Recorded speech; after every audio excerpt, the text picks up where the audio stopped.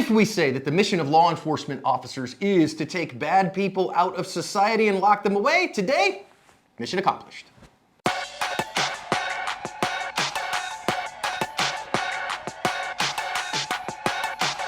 Hi everyone, we are so glad that you are here at Active Self-Protection for today's badge cam lesson, which we analyze every single day to make our training more evidence-based. I am the founder and president of Active Self-Protection, John Correa. And I'm just some guy who works here. Today's video comes to us from Dallas, Texas. Today's video is brought to us by Mantis. The Mantis family of products is integral to ASP staff building handgun and carbine skills and are your most economical and fastest path to improvement in your skills too. Whether you choose the X10, the Laser Academy, the Blackbeard, or use them all in concert, they will help your practice be more effective, efficient, and fun. Go check them out, pick up a unit, and thank them for sponsoring today's video. Dallas PD is responding here to this apartment complex because they've got reports that a guy that was involved in a car theft where he rammed a police cruiser trying to get away from the cops was here. And so the apartment manager said, hey, your guy that you're looking for is here right now. Come and get your boy. And so they're gonna show up to do exactly that. We have badge cam audio. Let's listen in.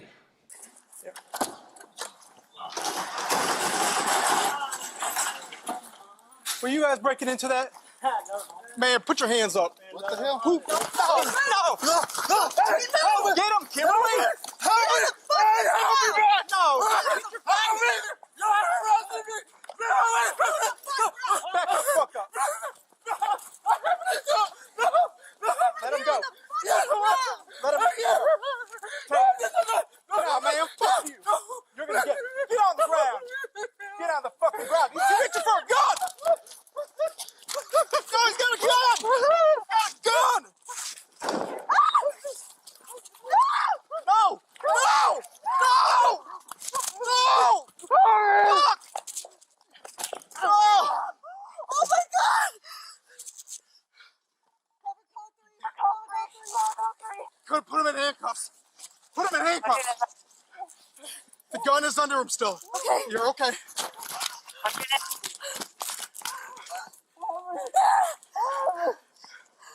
That was Fox 153. I got him, Kimberly. We need an ambulance. We got the suspect down. You're okay. Here. I'm sorry. No, you're fine, Kimberly. I'm sorry.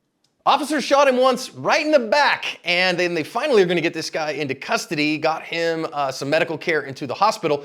Come to find out, not only did he have a gun on him, he had a backpack full of drugs too. He's a fine, upstanding individual on his way to Bible study, but unfortunately he never made it to Bible study. Instead, he is going to be facing some serious time in the Heine Poke Hotel for aggravated assault against a police officer.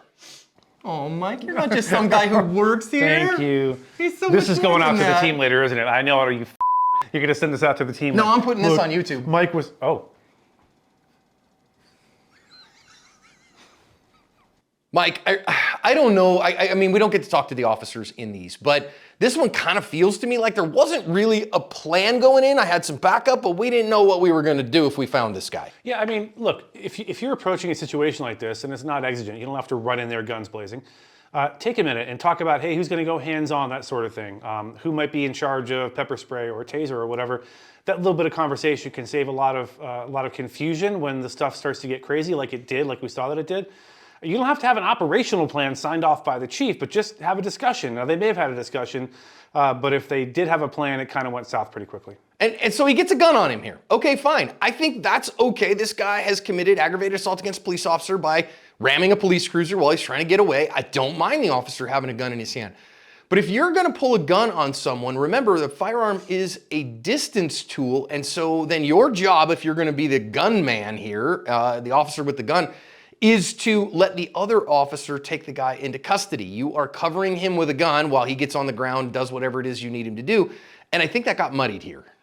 Concur. I think I want to stress, and I'm sure John feels the same way. I applaud these officers for their hound dog, attitude, getting in there and looking for the bad guy. That's fantastic, and not shying away when things get ugly. There were no cowards on this day, so that's wonderful.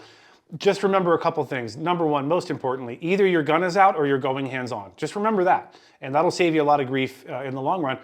and I'm not sure if John just said this or not, but the obvious big first reason is sympathetic or parasympathetic squeeze. If you grab the bad guy with your non-dominant hand and your gun's in your shooting hand, there's a very real possibility you're going to squeeze. That squeezing motion will go on with the other hand, and you'll have a negligent discharge, and that's a bad day. But basically the idea is if you're going to go hands-on, you want both hands, no matter what else is going on. So there shouldn't be a flashlight, pepper spray, taser, gun, least of all gun, in your hand when you go hands-on. Hands-on means hands, and that means two. And I do think this is one reason here why officers do need to be able to put their firearm away without looking at it, okay? I generally like a look into the holster, but here in this particular case, you got a big 5-gallon bucket off your hip, you know, with a big gun in it, whatever. You should be able to put that gun directly back into the holster without looking into it so that you can get that away before you go hands-on with a guy. Now, I want to talk about what we've got here because obviously, you know, the officer then is going to get his taser out eventually. And I kind of feel like, Mike, that a little bit of violence here early might have prevented a whole lot more later. Yeah, a couple of things. About the no-look reholstering. I think every officer should be able to do that. I want to stress that when you're in a training environment, wear all your normal gear you wear on duty and check to make sure there's nothing that's going to fall down inside of your holster, like a little tab on the edge of your jacket or whatever, so that you don't have to worry about that stuff creating a problem when you're reholstering. As far as a little violence early solves a lot of problems. I had a guy from San Diego PD on my podcast a while back, and we discussed this at length on the show. Yes, a little bit of violence, carefully planned violence earlier on can solve a whole lot of problems and prevent a whole lot of violence later on.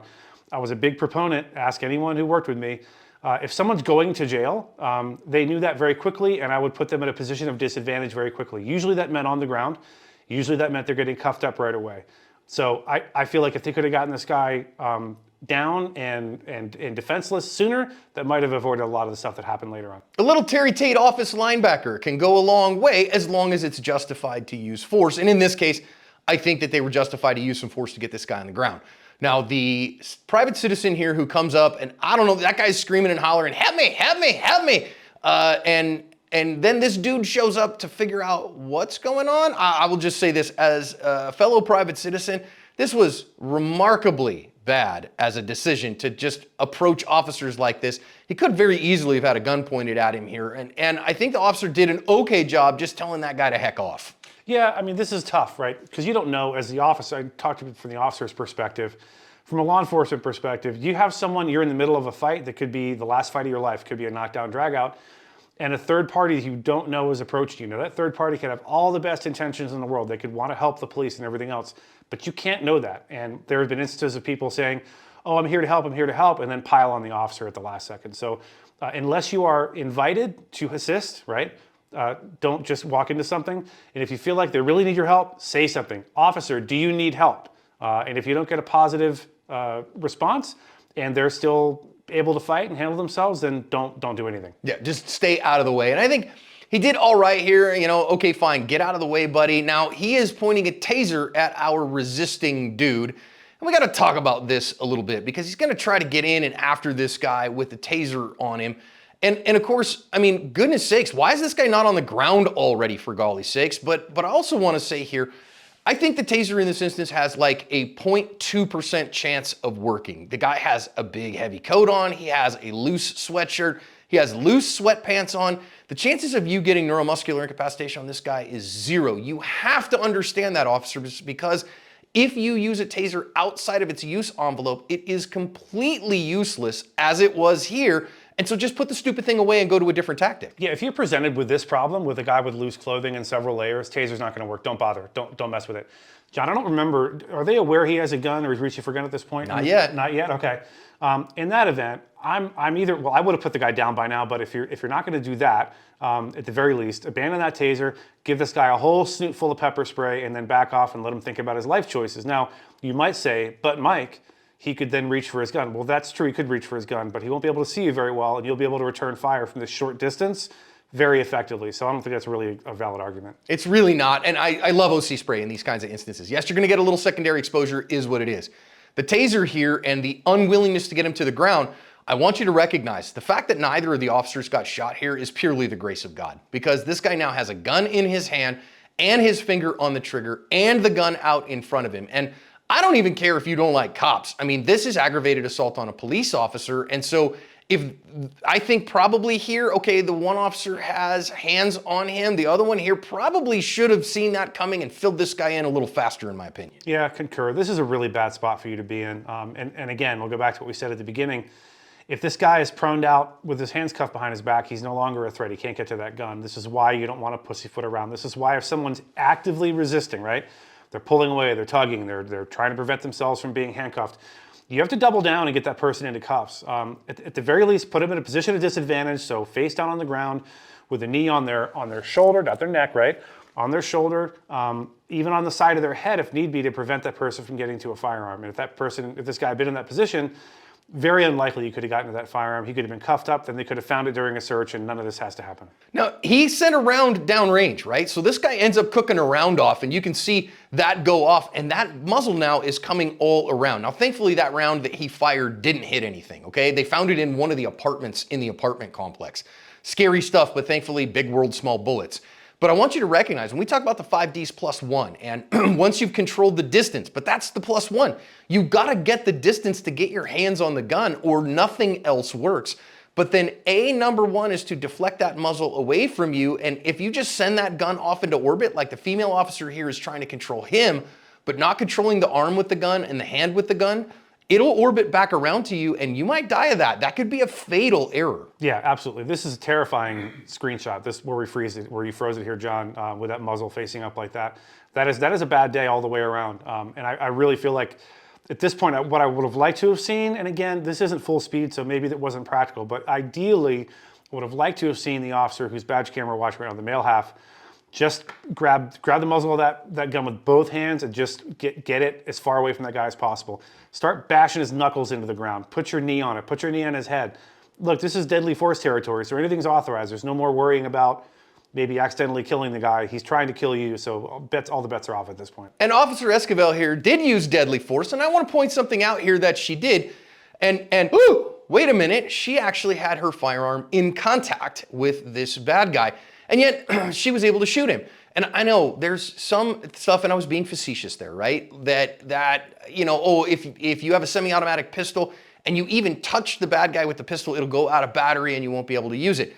Really, I think that's a misnomer because your recoil spring should be good enough before you push pretty darn hard with that gun. It should still be able to function, and it did just fine here. So what's the concern with a contact shot? The concern is that the first shot will probably work, right? Unless you push it so far that your striker can't reach the primer anymore.